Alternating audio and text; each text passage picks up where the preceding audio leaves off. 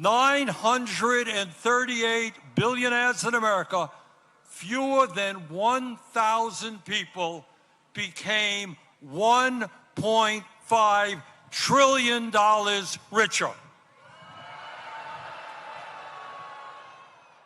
And our president, honest Donald Trump, became over $1 billion richer himself. Never before in American history have we seen a ruling class within a corrupt campaign finance system spend so much money to buy politicians.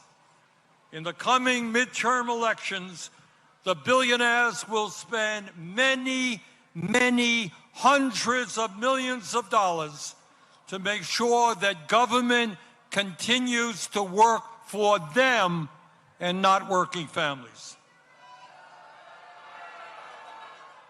Meanwhile, while the richest people in America become much, much richer, 60% of our people here in Minnesota, in Vermont, and all over this country are living paycheck to paycheck, struggling to put food on the table, struggling to pay their rent and their mortgage, struggling to pay for child care and education, and struggling to put a few bucks aside for a decent retirement.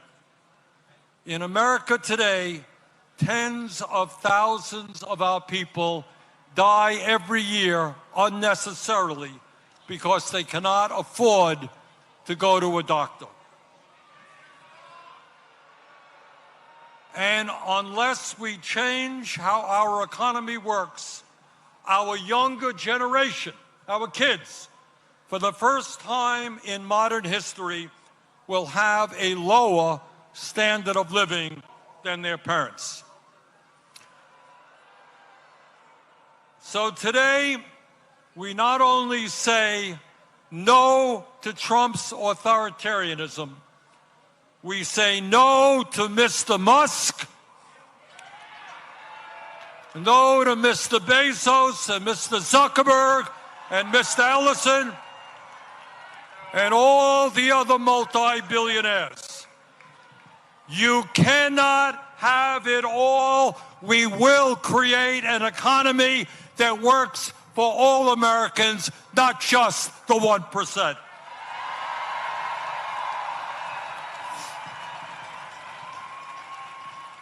Brothers and sisters, it is not just the authoritarianism of the Trump administration that we must combat.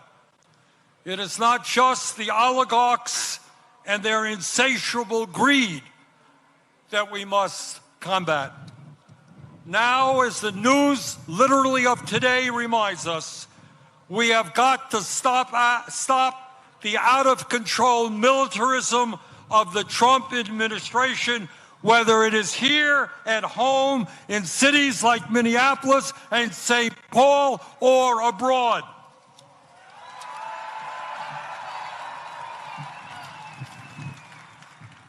Let us be honest. The American people were lied to about the war in Vietnam. We were lied to about the war in Iraq. And we are being lied to today about the war in Iran.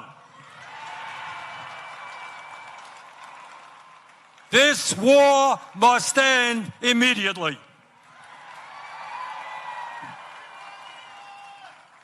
In the last election, Donald Trump pointed out correctly the huge amounts of money that had been wasted in wars that should have been spent rebuilding America. He campaigned as a peace candidate, and he promised no more forever wars. He lied. 1 month ago, Trump and his partner, Israeli Prime Minister Benjamin Netanyahu, started a war with Iran. This war is unconstitutional. Trump did not seek or receive authorization from Congress. This war is a violation of international law. One sovereign nation cannot simply go about attacking another sovereign nation for any reason it chooses.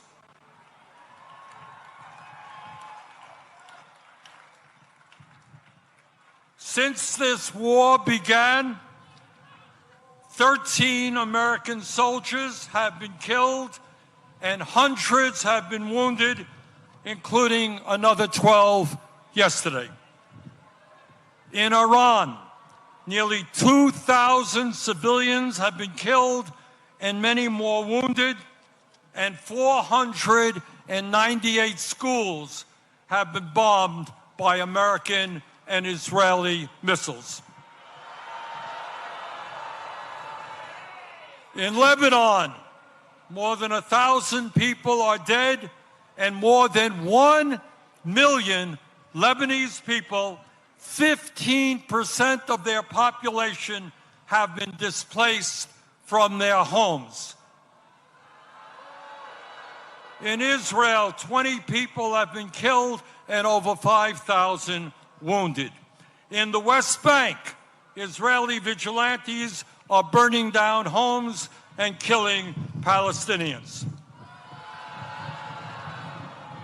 At a time when gas prices are soaring, when many Americans cannot afford the basic necessities of life, it is estimated that this war has already cost $1 trillion.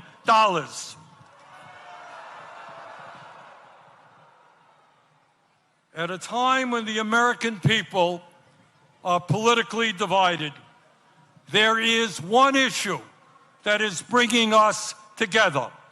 Conservatives, moderates, and progressives are speaking out in unison: end this war.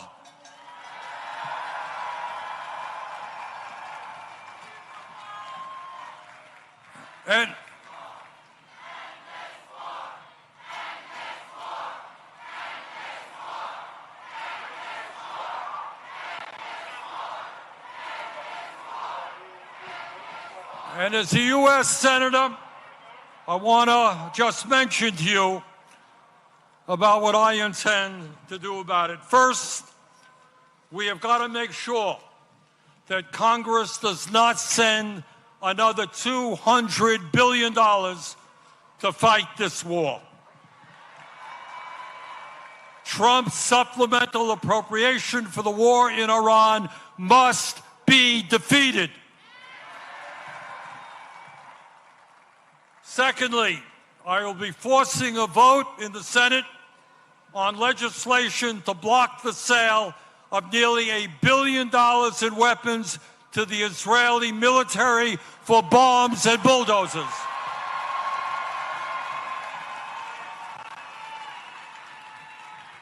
A nation, a government that has committed genocide in Gaza does not need more military support from American taxpayers.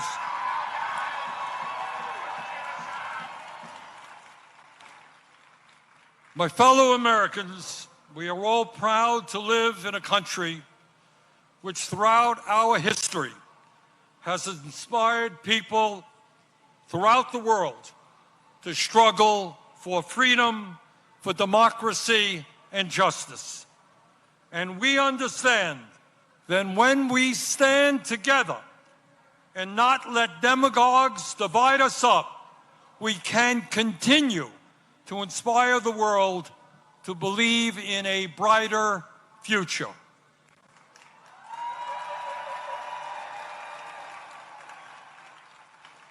Yes, we can create a vibrant democracy by ending Citizens United and not allow billionaires to buy elections.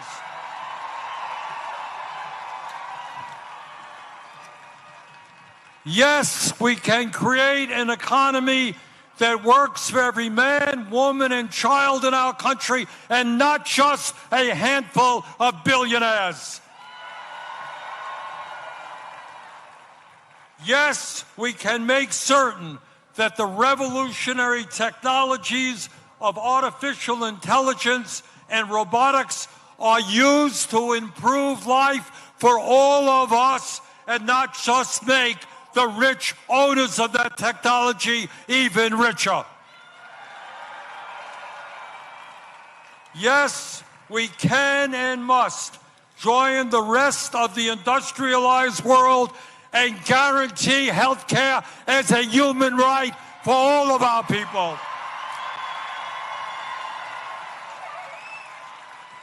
Yes, instead of spending $1 trillion a year on the military, we can wipe out homelessness and build millions of units of low-income and affordable housing.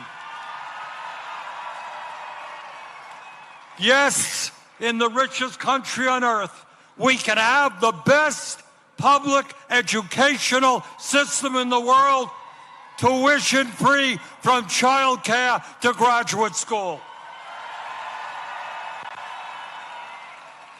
Yes, we can expand Social Security and radically improve our pension system so that every senior in America can retire with dignity.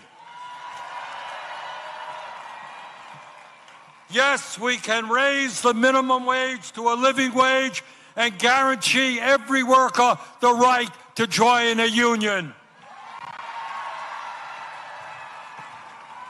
Yes, we can guarantee that every woman in this country has the right to control her own body.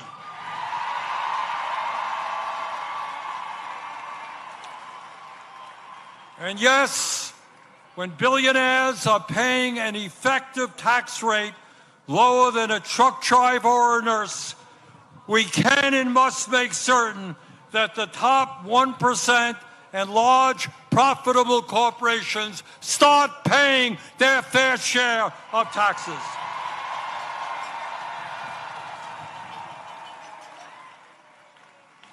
My fellow Americans, the establishment, including the corporate media and many of my colleagues in Congress, want you to believe that you are powerless. They want you to believe that you cannot change the status quo, that because of their wealth and their influence, there is nothing you can do to combat them. But that is a lie.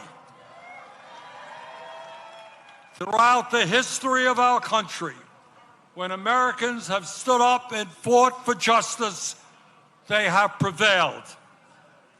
The founders of our country did it when they stood up to King George. The abolitionists did it when they ended slavery. The working class did it when they stood up to their bosses and formed unions. The suffragettes did it when they demanded that women have the right to vote. The LGBT community did it when they demanded basic human rights. Time and time again, in difficult moments in American history, our people stood up, fought back, and won. They did it then, we can and will do it now.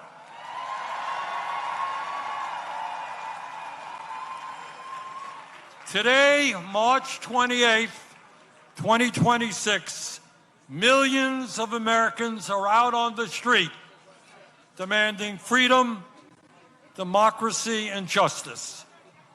But we must make certain today is not the end of our struggle, it is the beginning. Together, when we stand united, we can and will create the kind of nation that you and I know that we can become. Thank you all very much.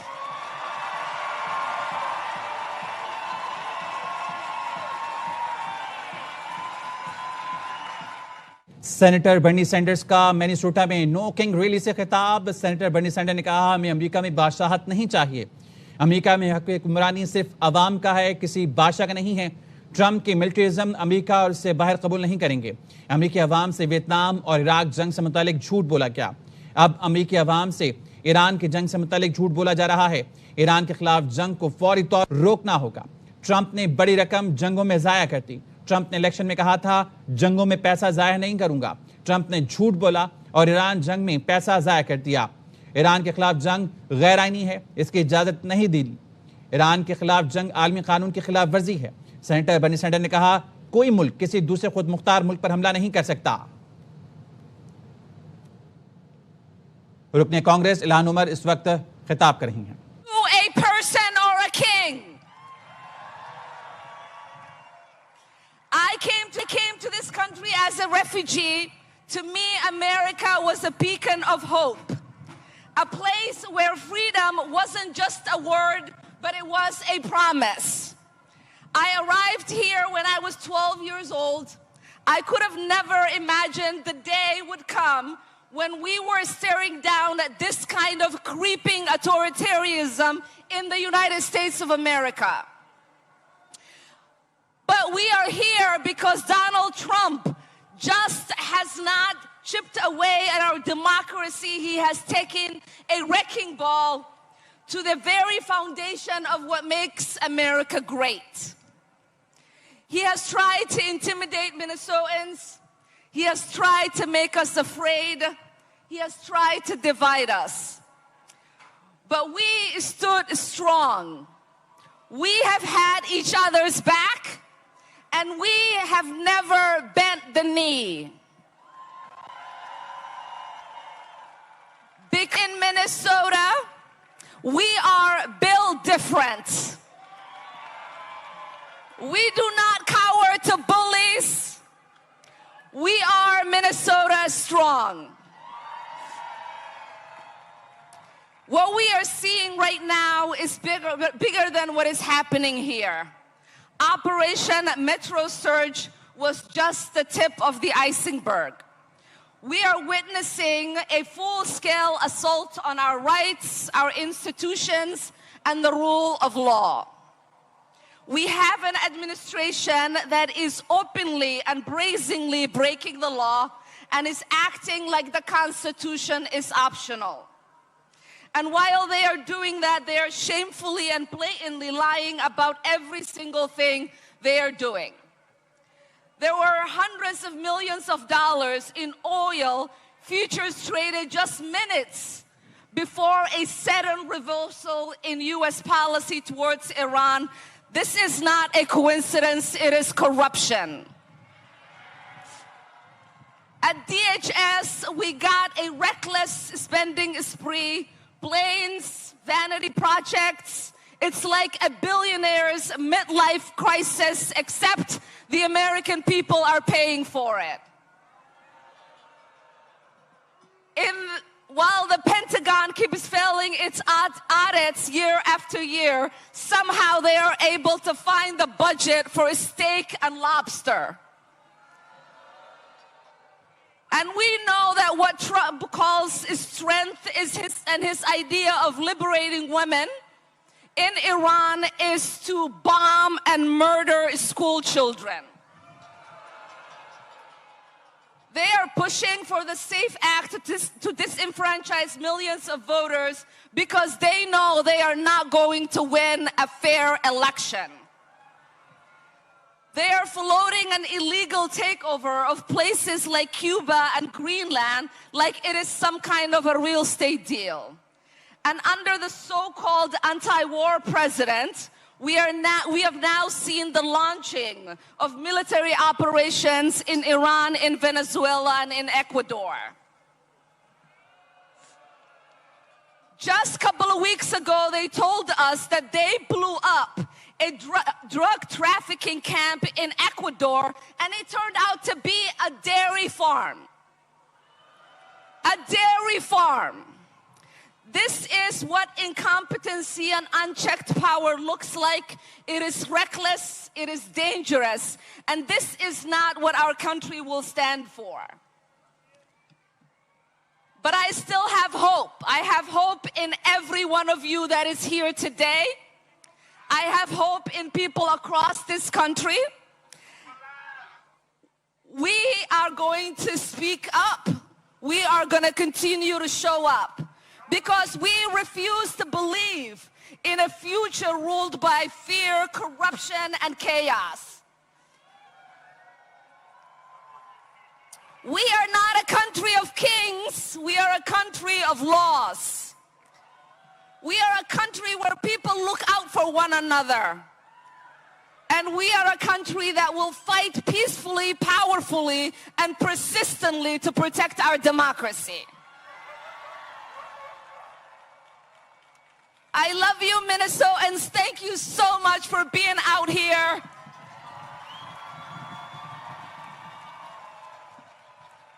And now it is my honor.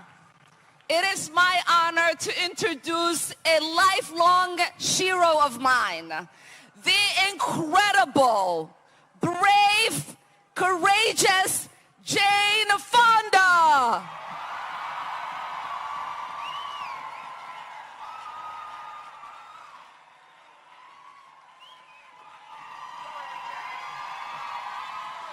Hi, everybody.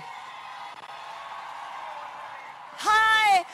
I'm not going to make a speech because we're running late and there's a bunch of people who have to catch planes. Let me just say thank you, thank you, thank you, Minnesota. Thank you, all the unions. Thank you, all the churches and mosques and synagogues and clergy and neighbors. We are learning so much from you. Now, when I point to you, you're going to say Minnesota, okay? When people ask me how I know we will win, I have one word to say. When people ask me how I know love is stronger than hate, I say. When people ask me how nonviolence can win, I have one word to say. Thank you, Minnesota. Now,